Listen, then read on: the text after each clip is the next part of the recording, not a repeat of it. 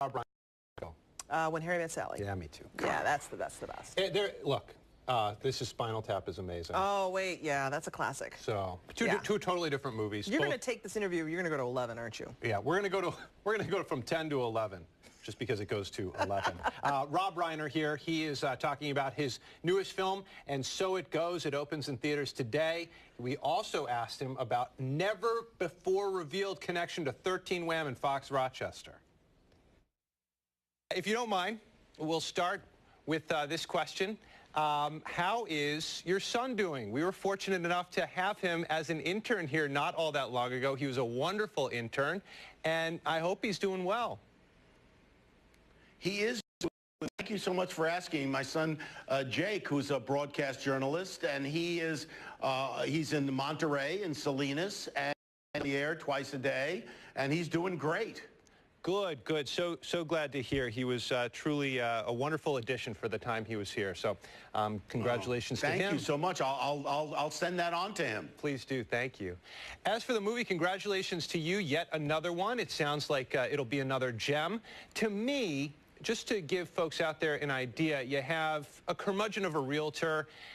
He's not that happy with life. Everyone he comes across, he's kind of ornery with. But then a visitor comes and breaks down the walls. It seems like, to me, this is kind of a mesh between As Good as It Gets, maybe a little bit About a Boy, Bucket List. What do you think?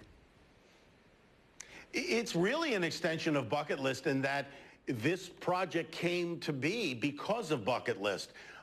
When we were doing our press junket and all the journalists would ask us, what's on your bucket list? Whenever they asked Jack Nicholson that question, he would always say, one more great romance. And that gave us the idea to do a film about two people who find each other later on in life. And it's essentially the same theme, which is live until you die, embrace life. And if you're lucky enough to find somebody you can fall in love with at that stage in life, then you got to jump at it.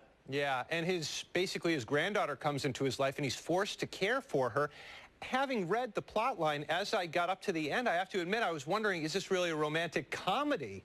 Because it seems a bit sad.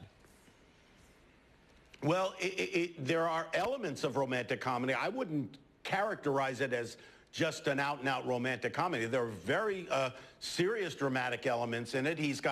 Michael Douglas has a son that he hasn't seen in 10 years. He's estranged. He finds out he has a granddaughter he didn't even know he had. So there's all kinds of very strong dramatic elements, and that's woven in with the romance that develops between his character and Diane Keaton's.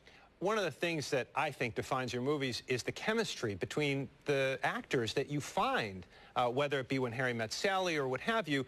Did you find that here with Diane Keaton and Michael Douglas, do you think? Yeah, it was instantaneous, and you never know. I mean, you have to have it for a romance, obviously, and they had it right off the bat. I mean, it was incredible. They had never worked with each other, and they were both dying to work with each other. And then I heard through the grapevine that Diane has a list of men that she wants to kiss on, in the movies, and Michael Douglas was on that list. So she got to do that, and she gets to check that off her bucket list. Oh, that is great. Hey, I'll end on a separate movie. I'm just wondering, do you know the answer yet? Can men and women actually be friends? I think they can be friends, but I think there is always a sexual component that kind of lurks underneath. So, it's tricky. It's tricky. All right, and we will see you in this movie. You play a role of a pianist, so that must have been fun. Again, congratulations to you. Please pass along our best to Jake, and we wish you and your family all the best in the world. Thanks a lot, Adam.